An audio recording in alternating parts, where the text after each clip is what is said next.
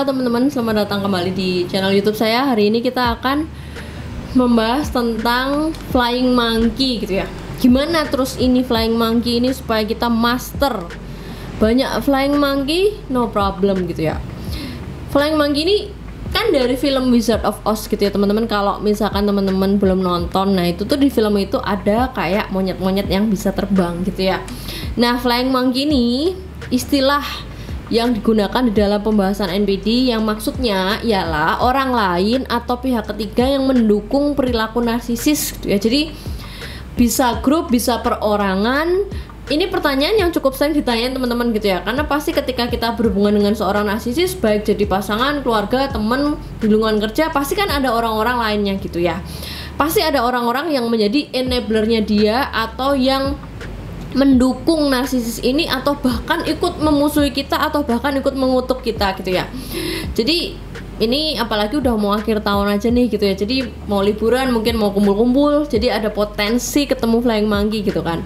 Bisa temen, gengs, atau sosial media family yang di dalam lingkungan itulah, pokoknya satu circle gitu ya, yang punya koneksi ke kalian berdua, ke narsisisnya dan juga ke kalian. Tetangga juga bisa gitu kan, keluarga besar juga sering gitu ya teman-teman. Nah, kalau seorang narsisis ini akan selalu berusaha menjadi terlihat bagus, dan jelek-jeleknya itu dikasih ke korban, termasuk gimana cara pandang flying monkey ini terhadap kita atau terhadap korbannya misalkan gitu. Jadi kalau biasanya kalian udah mulai fokus ke diri sendiri, udah mulai maju ke depan, berpikirannya pengen menjernihkan logik gitu ya, narsisis akan coba masuk ke dalam pikiran kita lewat apa ya, bahkan lewat orang lain. Nah itu makanya disebut dengan istilah flying monkey.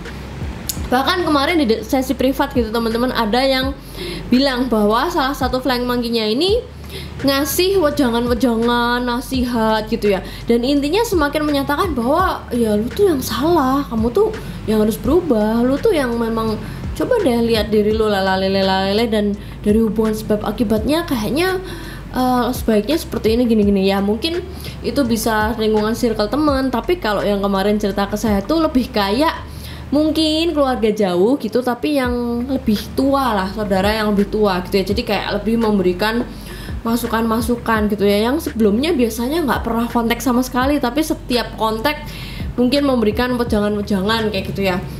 Nah sayangnya flying monkey ini sebenarnya orang yang kadang nggak punya masalah apapun sama kita, bener nggak? Jadi mungkin kita merasa secara pengalaman atau experience kita mengalami narcissistic abusive behavior gitu, tapi orang-orang yang lain ini yang mungkin cuman termanipulasi oleh seorang narsisis, kan dia sebenarnya nggak punya masalah sama kita gitu kan. Tapi karena mungkin narsisis ini lihai banget gitu ya, sampai monyet-monyet terbang ini juga harus ikut menyudutkan kalian, ikut memusuhi atau ikut melabeli kalian. Bahkan itu bener-bener manipulasi dari seorang narsisis gitu ya. Nah, bisa terdiri dari beberapa orang, bahkan orang-orang ini tuh nggak tahu sudut pandang lain, jadi kayak cuman melihat koin itu dari satu sisi doang, tapi bisa langsung ngejudge. Nah itu flying monkey banget. Nah kadang kalau flying monkey ini sebenarnya orang yang kita tuh nggak ada masalah, tapi kok dia ikut nyudutin kita atau melabeli kita, bisa terasa kayak pengkhianatan. Nah terus kita harus gimana dong untuk mastering ini gitu ya. Nomor satu, simpel sih, agak susah kita ngendalin semua pikiran orang lain. Untuk dikendalin itu agak susah, dan di sekitar kita mungkin juga banyak yang nggak ngerti tentang apa itu NPD, edukasi NPD, dan berbagai halnya gitu ya, nggak tahu cerita realnya gitu kan, karena yang mengalami experience real adalah kalian. Jadi rule pertama ya nggak usah mikirin berat-berat, kita harus mengendalikan isi pikiran orang lain, itu nomor satu.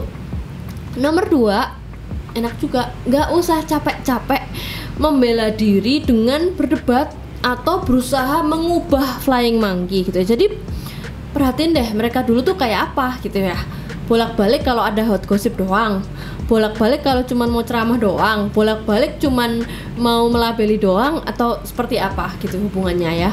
Yang nomor tiga, baby step sih, nggak usah woro-woro atau melakukan luapan-luapan emosi dengan posting-posting, berdebat di sosial media, sindir-menyindir atau bahkan emosi-emosi dan mengumbar personal problems atau masalah pribadi di sosial media, karena itu bisa memberikan multitafsir gitu ya teman-teman. Itu nomor 3. Selanjutnya teman-teman, yang nomor 4, ya simpelnya tetap yakin dengan keyakinan yang kita alami.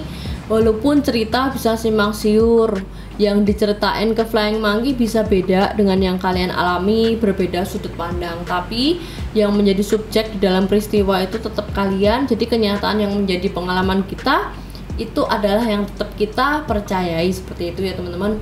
Ya, nomor 5 ini untuk kita mastering untuk dalam menghadapi Flying Monkey kayaknya perlu diadakan atau perlu dilakukan gitu ya, kurasi apa yang menjadi lingkungan kita ini, teman ini, keluarga ini, atau relasi ini adalah ring A, ring B, atau ring C gitu ya. Jadi kalau kita memang mau membela diri, ya mungkin sharing sudut pandang ke yang ring A aja gitu ya. Kalau yang memberikan info itu atau ngomongin banyak tentang narsisis, itu nggak usah kita masuk ke dalam air keruh lagi gitu ya.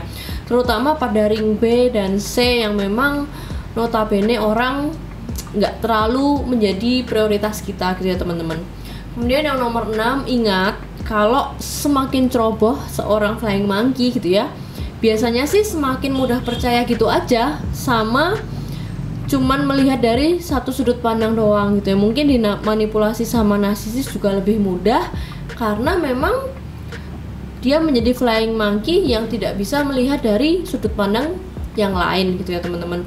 Kemudian yang nomor 7, kalau kita move on, kalau kita mau maju, kalau kita mau sehat, mau sembuh, menghabiskan banyak waktu, kalau bisa sama orang-orang yang menjadi support system kita. Jangan spend banyak-banyak waktu dengan Flying Monkey-nya narsisis itu. Jangan menghabiskan banyak waktu dengan lingkungan atau perkumpulan pertemanan yang menjadi Flying Monkey-nya narsisisnya itu. Jadi ibaratnya kita membentuk suatu zona baru, suatu lingkungan baru di mana itu semuanya mendukung proses kesembuhan dan healing kita gitu ya. Jadi untuk move on, circle-nya juga harus sehat. Ya memang sih gini, kalau misalkan memang ada orang-orang atau 1-2 orang atau beberapa orang atau kelompok orang yang memang terlalu toksik dan bahkan tidak mendukung sama sekali, atau setiap komunikasi, setiap ngontek cuman nyari-nyari info, cuman mau mendukung sudut pandang yang narsisis dan bahkan mereka belum teredukasi juga gitu ya. Mungkin memang agak sulit sih untuk membuat orang lain semua masuk dengan apa yang menjadi opini kita gitu ya. Tapi untuk mendukung kesembuhan kalian ya boleh sih, lebih baik jaga diri dulu, jaga jarak dulu ya. Sebenarnya demi apa ya? Demi kewarasan kita gitu ya teman-teman. Aku thank you banget untuk semua yang udah sampai di video ini, yang mau like, comment, subscribe. Semoga healingnya semua dilancarkan teman-teman. Jangan lupa mampir ke @unsecret.narcissus di Instagram.